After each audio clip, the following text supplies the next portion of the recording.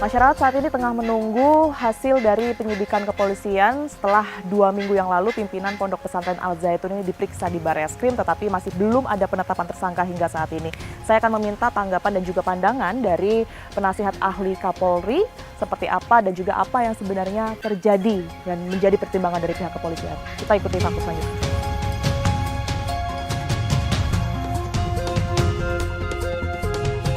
Pak Arianto, saya menemui Bapak ini berkaitan dengan isu yang saat ini beredar ramai mengenai Panji Gumilang, kemudian juga Pondok Pesantren Al Zaitun yang nampaknya sejak pemeriksaan awal di Barreskrim tapi belum ada penetapan tersangka.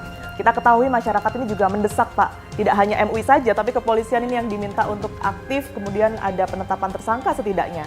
Kalau dari Pak Arianto sendiri melihat apa yang kemudian ini menjadi kendala dari polisi untuk penetapan tersangka, untuk membuka sebenarnya ada apa di balik semua ini?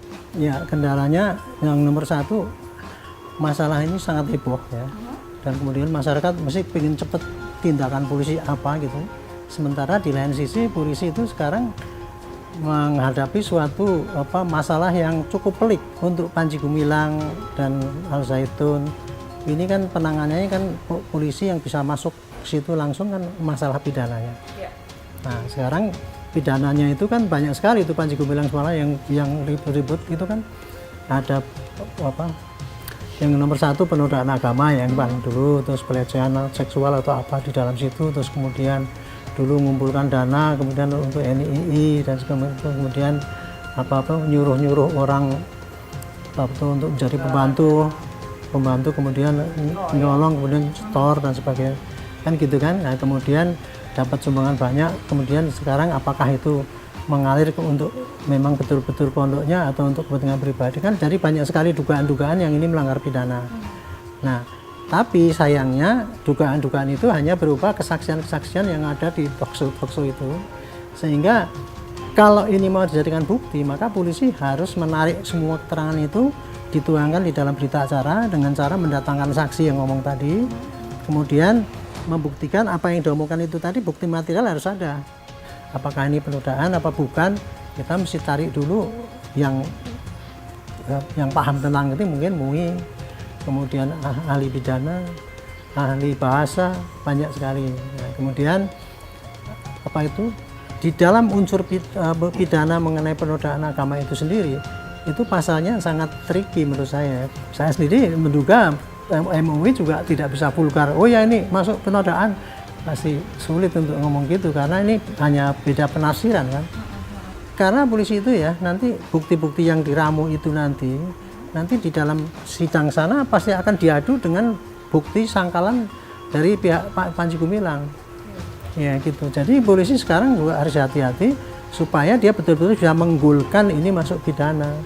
Kita ketahui untuk MUI sendiri sebenarnya penelitiannya juga sudah sejak tahun 2002. Ada indikasi semacam penyimpangan di sana.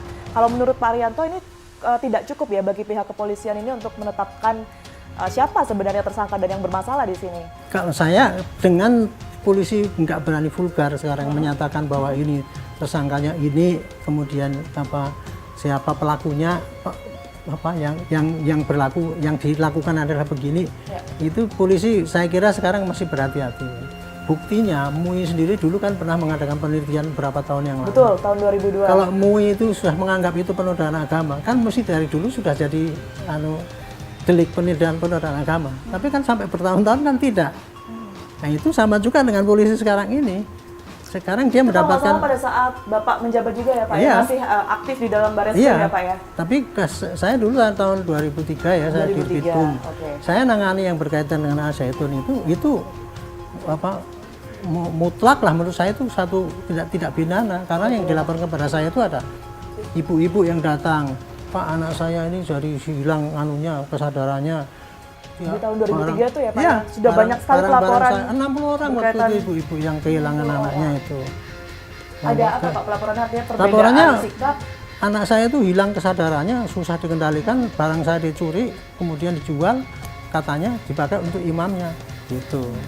Penyelidikan polisi pada saat itu sampai mana Pak Arianto? Saya ya baru sampai meriksa itu sebagai saksi, kan gitu kan.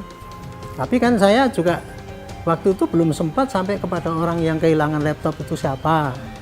Kan itu kan karena acak ya banyak sekali, sehingga Dan orang yang kehilangan laptop pun kalau dipanggil sebagai saksi kebanyakan kan nggak bisa. Sehingga waktu itu saya hanya mendatakan dan meriksa, tapi belum sampai pada penyidikan ya. Baru penyelidikan meriksa-meriksa saksi-saksi yang ibunya yang melaporkan sama orang yang kehilangan itu. Tidak sampai ke penyidikan karena? Ya karena menurut saya bukti awalnya belum cukup kuat untuk itu. Artinya terputus di situ ya Pak ya? Ya kalau itu saya tuh dulu tuh terputusnya karena bukti awalnya tuh kurang cukup kuat untuk diangkat menjadi fakta di persidangan itu, sehingga ya nggak bisa lanjut. Oh bahwa ini memang suruhannya dari Panji Gumilang. Kalau dilihat dari kasus sekarang, kemudian juga kendalanya kayaknya sama ya Pak ya? Akankah ini juga terhenti Pak seperti di tahun 2003 itu tadi? Kalau saya memperkirakan ya, kalau yang disasar itu NII ya, kayak saya kira sampai apapun susah lah untuk membuktikan bahwa itu gerakan NII yang dilarang atau apalagi makar gitu ya. Kemudian membuktikan bahwa FAI dulu dilakukan oleh Bapak Al Zaitun itu akan sulit lah gitu. Tapi kalau untuk yang TPPU, ya, yang terbaru kemarin Menko Polhukam juga yang sempat TPPU itu menurut saya itu sangat TPPU. telak sekali. Itu tidak akan mungkin seorang Panji Gumilang itu mengelak ya. Buktinya kalau itu saja itu sudah bisa dijerat dengan TPPU, karena di dalam TPPU itu bunyinya dalilnya sangat kuat sekali. Untuk menyidik ini tidak perlu pidananya itu dibuktikan lebih dulu. Lah kan berarti kan penipuannya nggak perlu dibuktikan dulu, atau penggelapan nggak perlu. Yang paling mungkin kan ini kan dia menggelapkan ya, menipu atau menggelapkan uang itu kemudian dipakai untuk kekayaan sendiri atau apa gitu. Tapi di sini bukan korupsi loh yang sini, hanya TPPU itu aja. Ya. Baik, terima kasih penjelasan dan juga gambarannya yang sudah diberikan kepada kami Pak Arianto. Sehat selalu Pak Arianto Sutadi.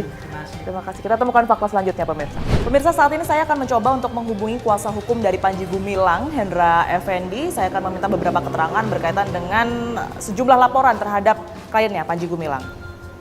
Karena beberapa waktu yang lalu saya juga sudah mencoba untuk menghubungi, cuman dari pihak Hendra Effendi masih belum atau enggan memberikan sejumlah keterangan. Terakhir di tanggal 13 Juli, saya akan mencoba lagi.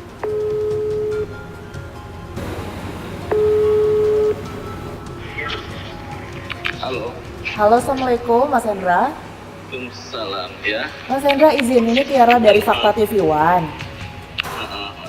Mas Hendra, saya boleh minta saya boleh minta waktunya ya buat wawancara soal beberapa LP aja sih Mas Hendra.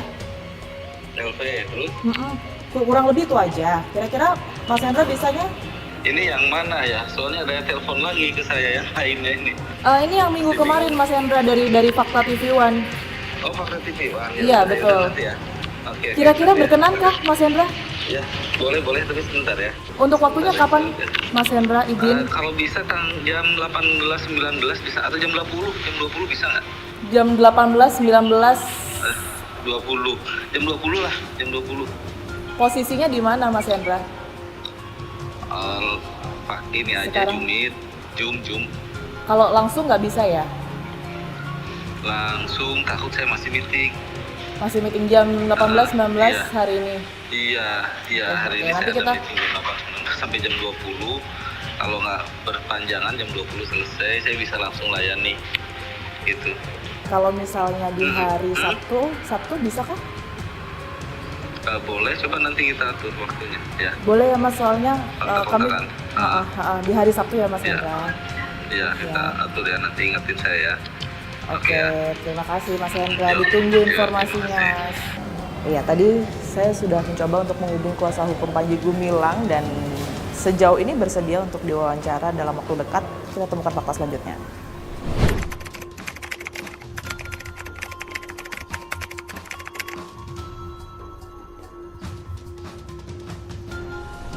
Penyelesaian secara hukum masih diharapkan sebagai salah satu jawaban atas kasus dugaan penistaan agama hingga penyelewengan dana yang dilakukan oleh Panji Gumilang di dalam Pondok Pesantren Al Zaitun. Lantas dari sejumlah laporan yang masuk di dalam polisi, pasal mana yang nantinya akan menjerat Panji Gumilang? Saksikan terus Fakta setiap hari Senin pukul 20 waktu Indonesia Barat hanya di TV One.